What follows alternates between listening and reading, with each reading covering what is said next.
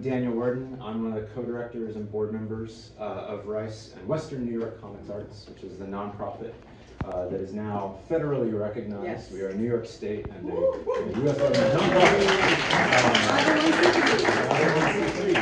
So give us your money, you get a tax write-off, everything will work out fine with this country, and we're not worried at all. I'm Daniel Worden. This is Francis Andreu. Yep, I'm one of the founding directors and board members, technically president of Western New York Comic Arts. Yeah. So this is our 6th year. 6th year. We have 6 years of R.I.C.E, 5 years before this year. And this year, our poster was designed by Alesha Williams, who's right up there.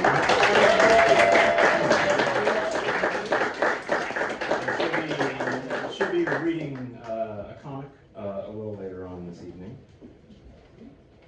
We also want to thank our sponsors. This year, for the first year, because of our new nonprofit status, we were able to apply for and receive a grant from the Genesee Valley Council on the Arts. So that has allowed us to expand our programming a little bit this year, to continue the slideshow tradition with this event that we've been doing for the past 4 years, as well as add on some new workshops. There was a workshop right before this session led by Marcks, who'll be reading a comic later on this evening as well. And we have a kids workshop tomorrow morning, as well as our first panel. During R.I.C.E, we're doing our very first panel. We're not just an exhibitor floor. We're going to have a panel from 1 to 2 p.m. In the behind the glass gallery that's right off of our main exhibit floor. There's a panel about making a career out of comics with 5 artists, Marcks, who you see this evening, as well as 4 other esteemed comics artists from the Rochester community, including Jackie Davis, Underpants and Overpants.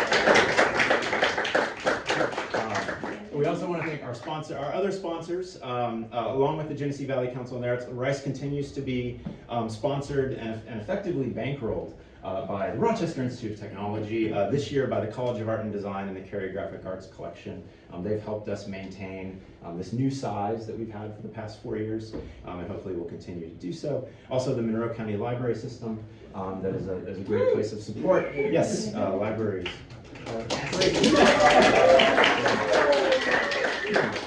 And Wegmans, thanks to Danny, and Mercantile on Main and Sibley Square, which is where our main event tomorrow from 11 to 4 p.m.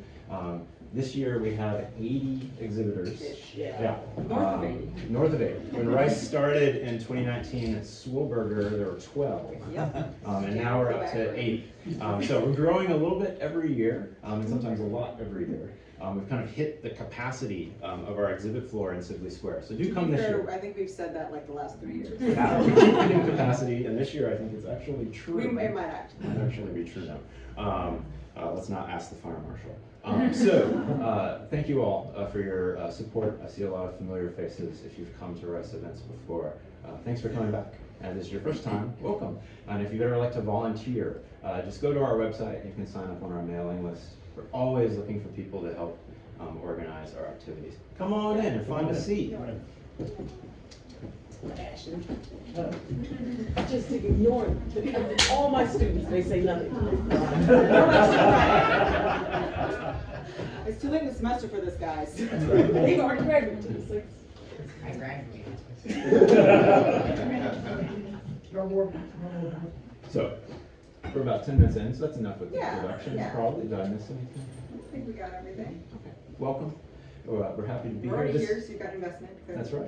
This is our first year doing the slideshow here at Writers and Books. We were at the Strong Museum for 2 years, and then at the old Visual Studies Workshop on Prince Street last year. So this feels pretty good to us, I think. Yeah. So hopefully we'll be able to continue this as well. So we'll move over to our artists. We're going to go alphabetically by last name, arbitrarily this time around. And so up first is Douglas Arthur. And so come on up.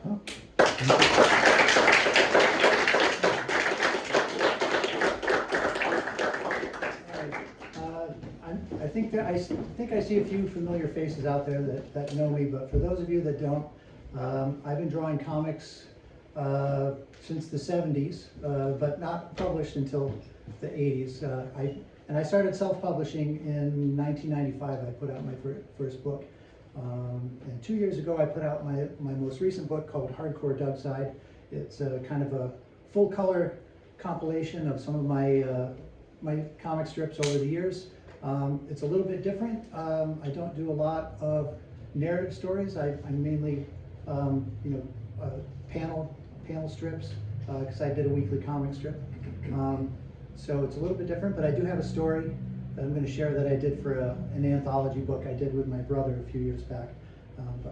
But let's get started. So this is the first one. This is from September of 1992 when I was doing my weekly strip, and it's this one's a lot of fun.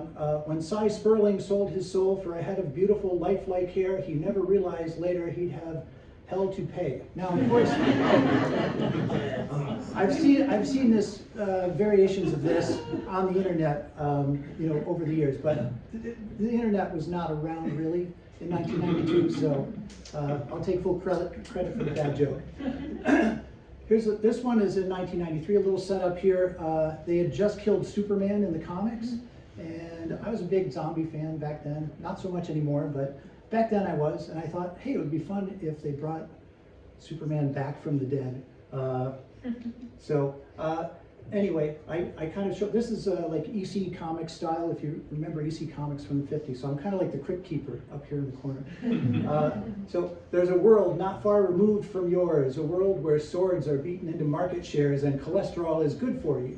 Just turn left at that rotting stump up ahead and crash through the underbrush that divides this strange place from yours.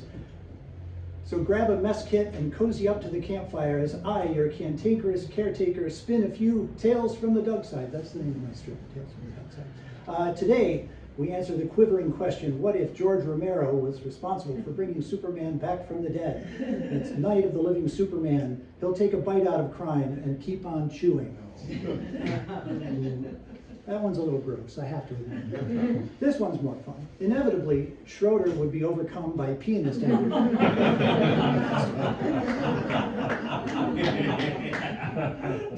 Here's one that's relevant even today. What really happens when you default on your student loan? We come for your brain. They're repossessing your brain. That one is also a little gross. I grew up on EC Comics, I guess. That's part of it. Here's a fun one too. We know you have cavities. In fact, we have files on you. 4 out of 5 dentists recommend Illuminati brand toothpaste. The other dentist is now missing and presumed dead. Trust us, it's good for you and it's for your own good. World domination through better oral hygiene. Must brush teeth. Target control, Illuminati toothpaste with fluoride and LSD. This one actually got turned into a public service announcement for the Arizona chapter of the American Lung Association when I went back to school in my 30s, a long time ago. And I had to create a PSA, and it actually, I pitched it to the Arizona chapter of the American Lung Association, and they used it. Anyway, it's kind of self-explanatory. Hi, I'm a secondhand smoker. Unlike regular smokers, my habit is free. I just hang out where they hang out. I never have to look for a lighter or matches. I just suck my lungs full of pre-inhaled clouds of carcinogens. I never worry about when my next fix will come. Someone's bound to light up. Someday I'll get lung cancer and emphysema and I'll have never spent a dime. I'm a secondhand smoker. Your brand is my brand. That actually came about after a poker party at my friend's house. Everybody smoked except for me. So. This is an interesting experiment that I did in 2015. I decided to do a series of what I called negatives, where I use white paint pen on black paper. And these were colorized digitally for my book. So I think they look kind of cool. My daughter actually gave me the idea to do the coloring this way. She's a student, graphic design student at R.I.C.E. So it's another reason I'm here this weekend. Anyway, this is kind of fun. In my quest to bring you band name origins, nothing is stranger than the bizarre backstory of Radiohead. Most people know that Tom York and the gang got their name from a song on Talking Heads' 1986 album, True Stories. It was also in the movie. pretty much straightforward, but the story took a strange turn during a recent interview with noted actor Stephen Tobolowsky. In 1985, he was working on the screenplay for David Byrne's film True Stories, which was based on oddities from tabloid newspapers. At some point, Tobo's girlfriend persuaded him to tell David about his ability to read people's tones, which he used to do for money. David was so intrigued he wrote the song Radiohead.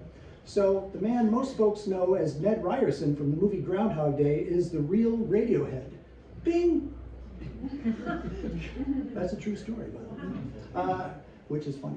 All right, here's another fun one. They bite, scratch, claw, and maim, but some are curiously lovable. It's time for a series of peculiar creatures, part 3. I actually did a whole series of these. Deep in the jungles of Borneo, high in the treetops, lives this rare and fearsome quadruped, swinging from branch to branch with its prehensile nose, searching for nuts, berries, and fruit. Local myth, however, says they are not afraid to dine on human flesh. So beware the squirrelephant. Again, it's my EC Comics influence that's showing again. These are also fun. These were what I called improv comics. I basically used note cards, 5.5 by 8.5 note cards, and a Sharpie, and I tried to do a comic in 10 minutes or less. Sometimes I would just do a squiggle and see where it came, and this is some of the results. So this is from a 2017 book I did called Pocketful of Crime, and also a sequel book called The Dregs of Crime. So the first one over there is Cedric's rhinoplasty became sentient. And then of course we have a robot in the middle going, oh my God, it's Justin Bieber! And here on the end, Brad had a hard time understanding why he was just kicked out of the Chuck E. Cheese. And this is from my 2020 pandemic project, The Nefarious Nomenclature of Norman Nickelbottom, and try not to say that too fast. This one's fun. Christopher Robin was shocked to discover later in life a heffalump hiding in the dark corner of his garage. Like love and beauty before her, Hilda was an abstract concept. And here's a fun one. Don't miss our diabolical double feature. I had another Caillou cartoon here, by the way. Caillou versus Cthulhu. One can cause you to go mad, the other is Cthulhu. All right, here's another good one. In all the confusion, Kermit gained control of the Infinity Gauntlet. And now they'll all know how easy it is. Chet developed a phobia of raising his hands in class after his disastrous pupil stage. All right, here's the story that I'm going to share with you. It's a 7-page story for a book, an anthology book I did with my brother. It's a science fiction anthology called We All Travel Time. So this is stretching a little bit of a different muscle to do a short story. It's kind of inspired by the old Stan Lee, Jack Kirby, Steve Ditko horror stories from the 50s and early 60s before they started doing superheroes. And so it's got a little bit of a twist to it. All right, it's called At Midnight I Become Invincible. So we start at the top. Welcome. I can see you're here to kill me. Come closer, I have something to tell you. If you want me dead, you'll have to hurry, because at midnight I become invincible. Huh? You don't believe me? I don't blame you, really. It sounds a bit fantastical, but it's true. And each passing second brings it closer to reality. You're skeptical, I understand. You think I'm stalling. Maybe I am, but I can share a secret with you. Isn't that worth a few more minutes? I can see you're at least a bit interested. You haven't pulled the trigger yet. While backpacking across Norway some years ago, I discovered an ancient book of alchemy in a cave. Within its pages was the secret of eternal life. I spent years testing it and perfecting its mysteries, until finally, success. I developed a dosage for myself and injected it into my bloodstream just a few hours ago. And in just one more minute, the serum will take effect. I'm sure your employers didn't share that with you, so what do you say? Cute story, asshole, but you forgot something. Last week was daylight savings, and you didn't reset your clock. He gets shot. You'll bleed out before the hour. Now, where's the formula?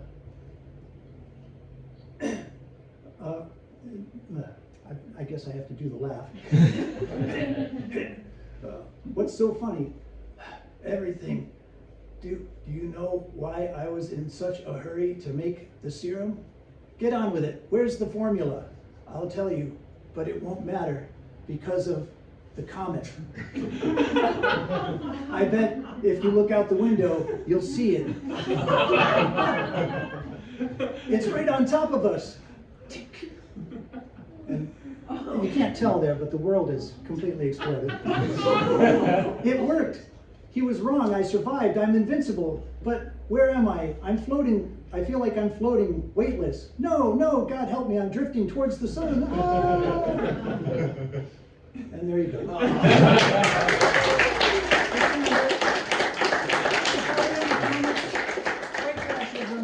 And eat more veggies.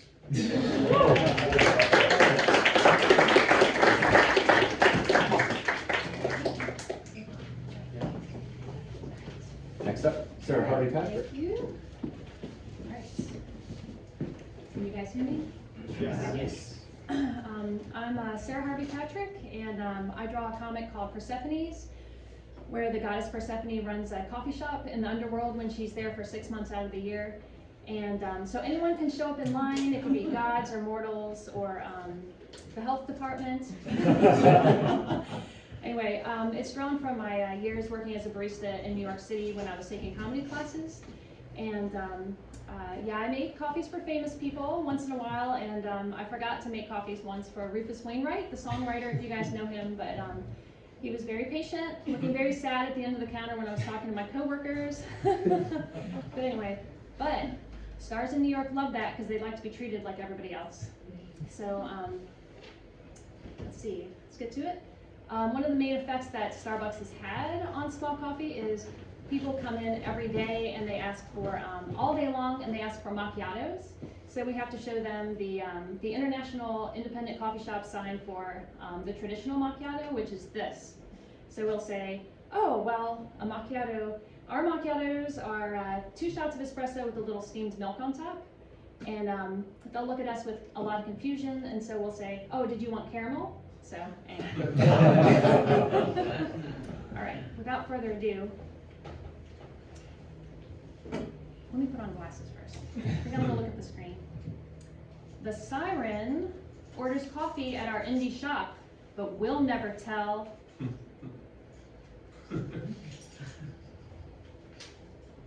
Jingle, jingle, jingle, jingle.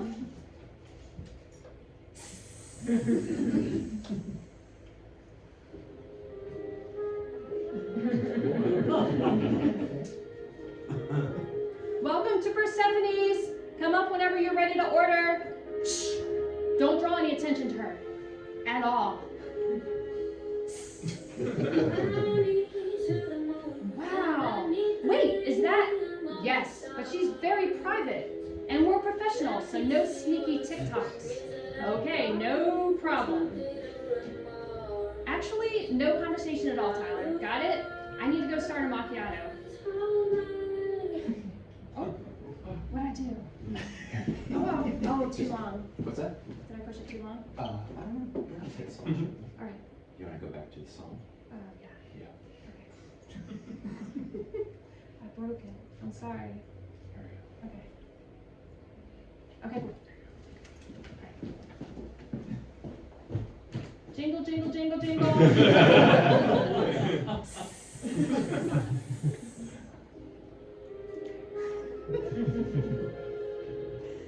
Welcome to Persephone's. Come up whenever you're ready to order. Shh. Don't draw any attention to her at all. Wow. Wait, is that? Yes, but she's very private, and we're professionals, so no sneaky TikToks. Okay, no problem. Actually, no conversation at all, Tyler. Got it? I need to go start a macchiato.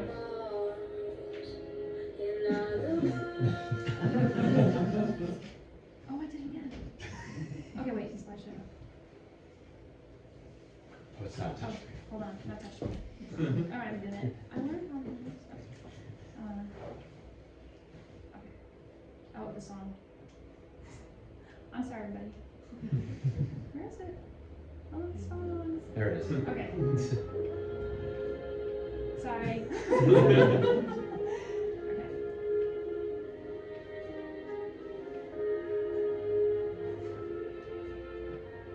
Fly me to the moon.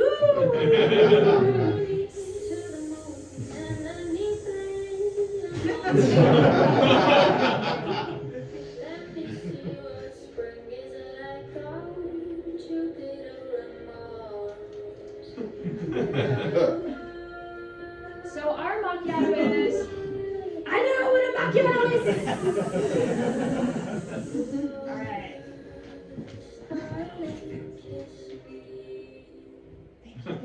Thank you. All right. The next day, when her sweater flew open, I saw Say No More. She was quite bohemian before she went corporate. Well, sure, but I also noticed a baby bump. Who's the father? The Gordon's fisherman? Hot, but they didn't hear it from me. Caught. Page 6, stunning live birth in Hades Indies Bakery, father and spawn. Am I right? Okay, one thing I noticed when I was putting these slides together was that I think that the siren is very modeled after Beck. Anyway, okay, so one of the regulars in Persephone's is Janus, who is the god of doors and of new beginnings, hence January. And one interesting thing when I was working in coffee shops in New York City, people are very, very focused on getting their coffee in the mornings and then I guess getting on a bus and going to work because they're not really like paying attention to some things, and I just have to like chalk it up to nerves. But sometimes they would, as soon as the coffee was put down in the completed area, they'd grab it and they'd run out the door. So they were drinking a latte with some stranger's name on it, with totally different milk preferences, maybe all kinds of weird Splenda in it. But so another strange thing that they would do is you would see them come up to the door and they'd push on it and they would say, oh, okay, so there's some resistance. So then they'd push again and they get really confused and you'd see the gears start to move because they're like, okay, the coffee shop is open, there's people in there, the lights are on, but I can't get in for some reason.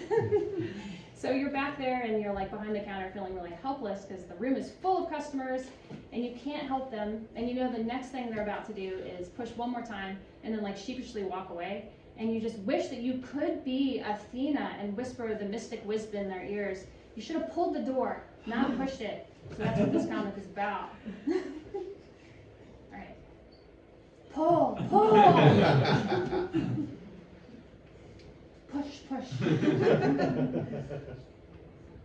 I hate when they can't get in. I just wave them in hoping they stop panicking and remember how to open doors. I read his lips. He just cried out to Janus. There is a reason there's a god of doors. And, this is the final one, take comfort in the fact that even deities have their names misspelled on cups. Excuse me, is this how you spell Anubis? Thank you.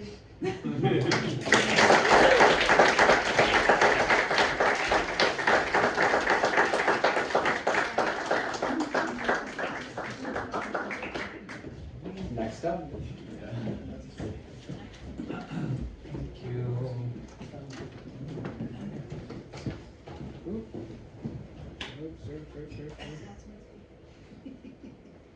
Hi. So I'm Jay Hubbell, also known as Jay Them They. I make comics on the internet. I tend to specialize in queer comics and autobiographical comics. I'm attempting to lower harm in the queer community if I can. And my claim to fame is a comic called It's Not a Race. This came out in 2015, so we're actually at the 10-year anniversary. And funny thing is, at the time, there just wasn't a lot of comics talking about transitioning at that time. So reached a lot of people. Without further ado, it was March 2015. I had just come out online as transgender, or more specifically, genderqueer. I would also have been wearing a sweater. To my shock, hundreds of people showed their approval. It was lovely. With such support, I decided to learn what presenting as female was about. I probably would word that different now. I'd probably talk about presenting as trans. But anyway, I bought makeup, lipstick, nail polish, new clothes. In my bedroom, I put it all together, and I'm a monster. I fell under attack by a special cocktail of depression and internalized transphobia. I call that dysphoria these days. You know the story, lots of showers, lethargy, anger, isolation. Just got a friend saying, wanna hang out? And I'm saying, rain check. Anguish, are you okay? I don't know. It was like that for months. Luckily, I have smart friends. You should take baby steps, says my friend Dana. Baby steps? Yeah, my friend is slowly building to presenting female. She tried doing it all at once, but found it was overwhelming. That's my friend Dana. She does tattoos by the wharfs in Salem, Massachusetts now. First of all, duh, I'm being hit by the obvious expression. I'd always thought of gender transition as a massive undertaking, but in breaking it down into bite-sized pieces, I could explore on my own terms. So I think I'll do my nails today. Vegans do not like the so if I ever redo this comic for the anniversary, I'll do jigsaw pieces. I think it's actually kind of perfect for my understanding of gender at that time, though, so I'm keeping it. Feminism was a huge help. Not only could I confidently reject certain expectations, like I don't see why I have to wear mascara to feel pretty, so there. But I began to draw strength from what I realized was a feminine side that was exclusive to me, because I love how I look in lipstick though, so there. Why should I shave? I don't give a shit. Woo! The results were fascinating. What I learned was some folk present entirely one way, others harmonize, some transition full throttle. I was born like this. Others don't. Almost, not yet. And it's fine if you don't. It's not a race. Love yourself. So that's 10 years old, and I wanted to show y'all some of the contemporary stuff that I'm working on now. So this is lately I noticed that there are lots of witch comics, but there's not a lot of slice of life witch comics, and also none of the witches in these popular comics beard. So, and it turns out a lot of the cartoons that I've made are about rocks, because I really like rocks. I collect rocks.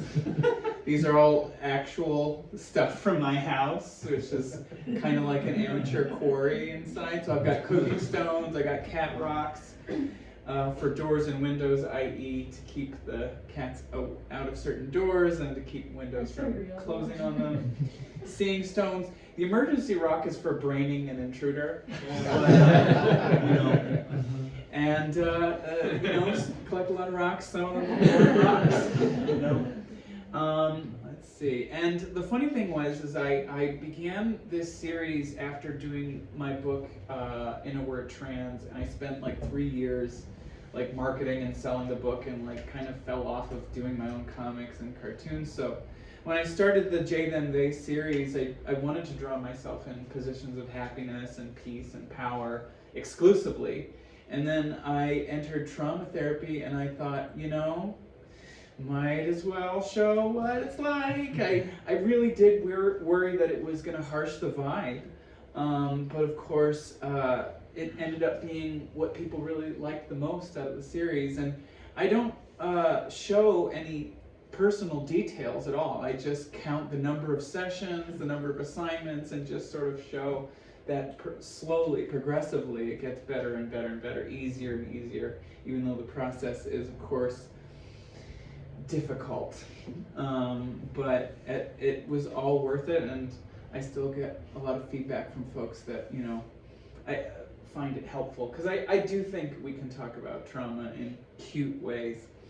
But the last thing I want to bring to y'all's attention is I have this stack of flyers downstairs if anyone's interested. But last year, March of last year, I started a group called Rochester Queer Comics. It is a Rochester-based social club for queer adults who just want to hang out and talk about what we like. So, all that, in other words, comics. And the reason I bring it up is because we can. I did worry about creating a social group for 8 months before actually doing it.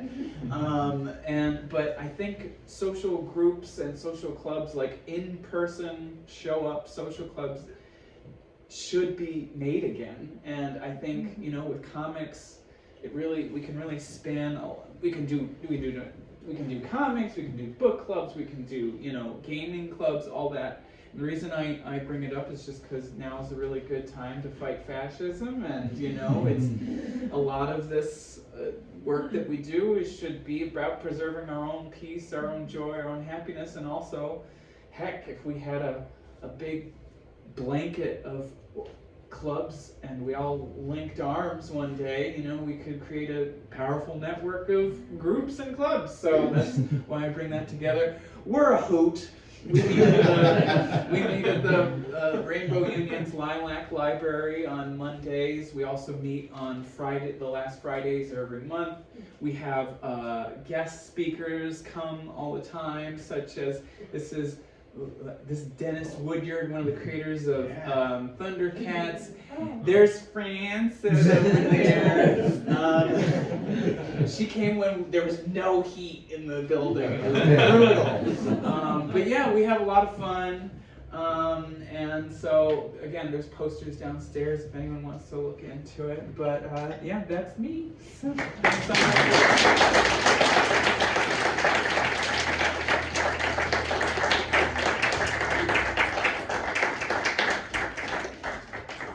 Thank you, Jay. Next up, Ira Marcks, all the way from Troy, New York.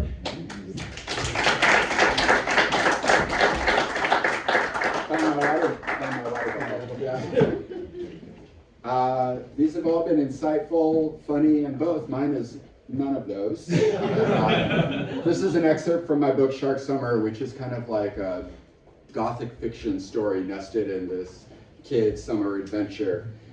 Here's how we can change the vibe of it, though.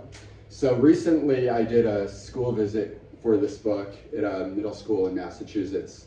And to my surprise, the librarian brought me into the classroom. She's like, guess what my group of 5th graders have done? They've adapted the story I'm about to tell you as a class and made a little movie. So all the violence and horror that we will about to ensue was put on. I picture your 5th grade self and your librarian doing all these things. So that's the joke part. Comics, right? Comics are funny. Okay. It was 1869. The Civil War was over. Captain Levitt Atwood, an aging naval officer, was eager to leave the memory of those bloody waters behind. Retiring with a sizable pension from his many years of service, Captain Atwood purchased a piece of picturesque coastline on the quiet island of Martha's Vineyard.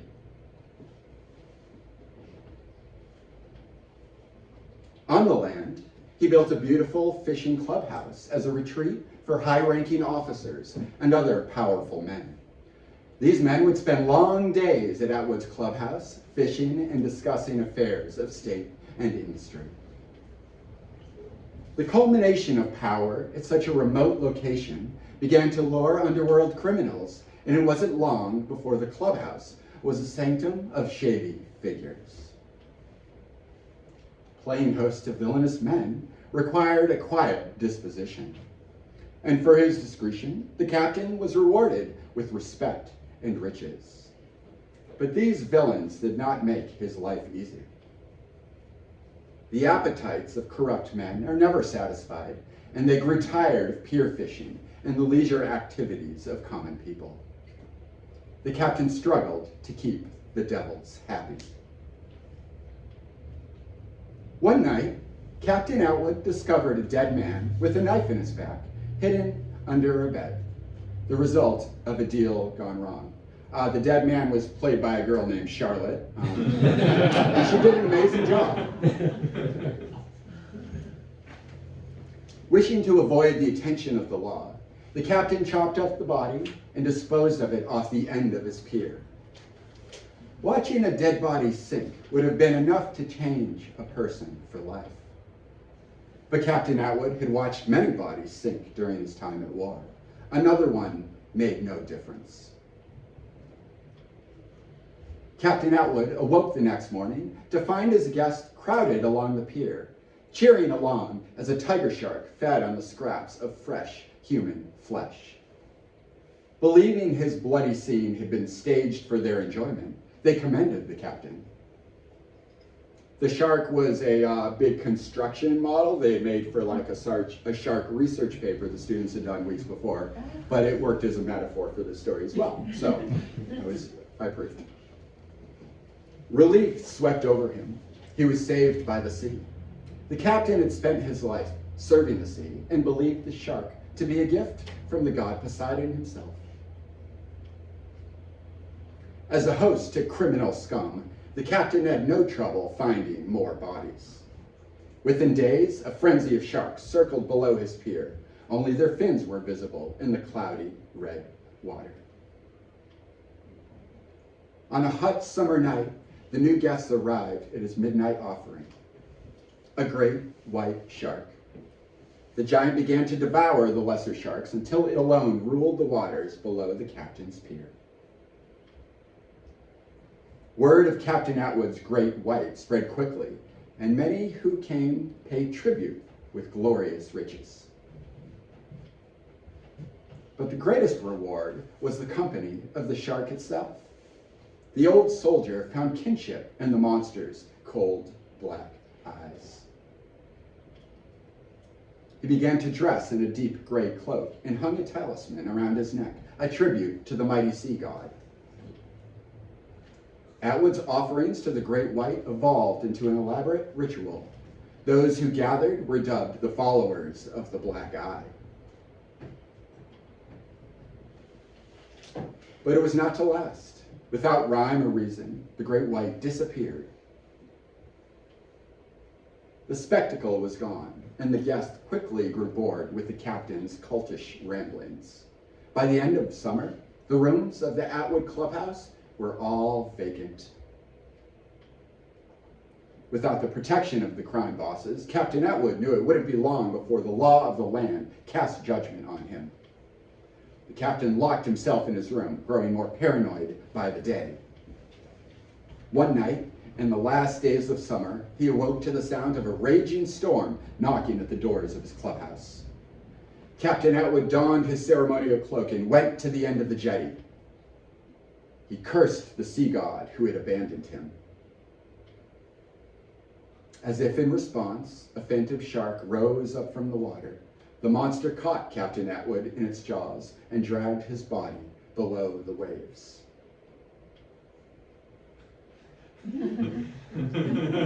This is the part where the kids playing the kids really made a lot of sense and it all put together. You've got a way with words, Ghastly Maddie. Please stop calling me that. Annoyed. If the captain is dead, who told his story? Well, some stories just find their way. Oh, sorry. Oh, sorry, preview. The end.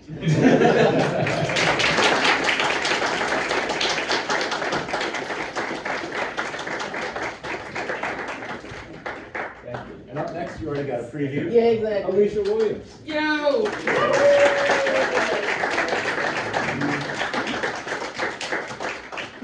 All right, I'm actively having a panic attack, so ignore me. This is my comic book. It's called God Doesn't Listen to the Blues. It turned into a lot of things. At first, it was a commentary on kind of my religious, growing up in a religious church as a Black person.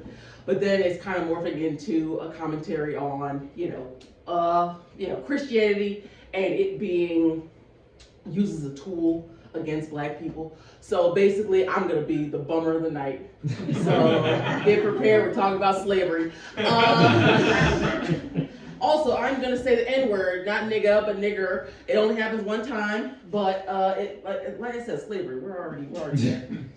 All right. So a God-fearing man always told me that the blues is the devil's music. I can't tell why. Is it the tragic melodies, the whining guitars, or maybe the God-fearing man is tired of you whining niggers? Your niggers whining. Whoops. Okay, I said it twice. Okay. I myself can't agree with that. The God-fearing man. I mean, I met my angel Millicent playing the blues. Now, if God doesn't listen to the blues, why did He send my angel to me? We met at her uncle's. See, that's the panic attack, the rushing. And we met at our uncle's church. Pastor Reggie was jawing about something, faith or whatever. I can't read that, but it says something. I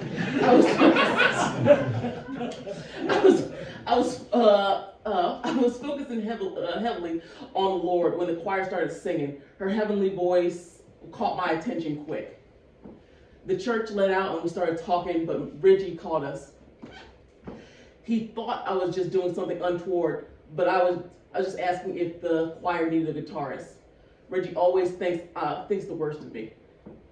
He hollered and hollered at me, "Keep your bum ass away from my niece," blah, blah, blah.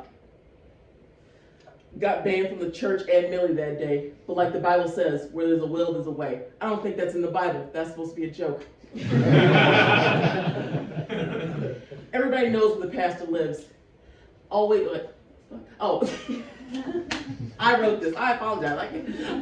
He always knows he goes to bed at 8, early to bed, early to rise. Oops. Let me go back. There it is. Across the big river, through the Thurgood's pig farm, and through the forest, they found those missing Indians. That's the house. I started playing my guitar outside of her window and to get her attention. She came swimming to the window, swinging like church, but different. Her church singing was praising the Lord, but this singing was trying to get a rise out of me. Another joke. Meeting. I was fond of Millie before, but I was really fond of her now. We spent the night studying. Is what I told Reggie when he caught us in bed the next morning. Woke up to Millie screaming and a gun pointed at my head. Never had a man pull a gun on me, let alone a pastor. Reggie ain't care. He aimed and pulled the trigger and missed. Old Reggie's sight has been bad since the war, but I ain't gonna make a habit of getting shot at by a mostly blind pastor. So I ran my ass out of state, leaving Millie. I super can't read that. Oh shit. 1 second. A couple of months went by and I heard Millie was looking for me. She was pregnant. Can't tell you the smile I had on my face when I heard I was going to be a father. I headed back home as soon as possible to marry Millie, of course, because I'm a gentleman and I miss her. And I doubt her uncle would miss again. Months later, we wed, and 3 months later, after that, Junior was born. How could it be the devil's music if he blessed me with 2 angels? I think that is it. That QR code works.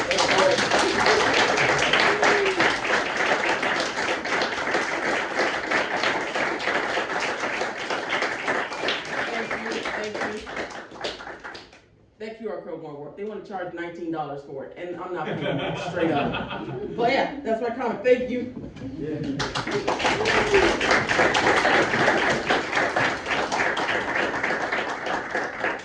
All right, thank you very much. That is our slideshow for 2025. R.I.C.E itself, our main event is tomorrow from 11 a.m. to 4 p.m. Sibley Square, 240 East Main Street, in downtown Rochester.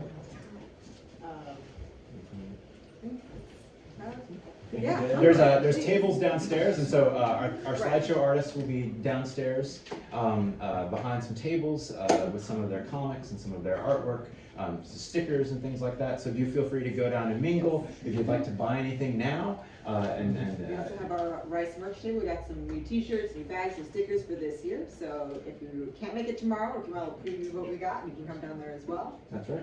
We have a little bit of time. We're here in Writers and Books for another hour or so. So feel free to go downstairs and mingle and look at some comics as a preview for tomorrow. We hope to see you there. Thank you very much for coming.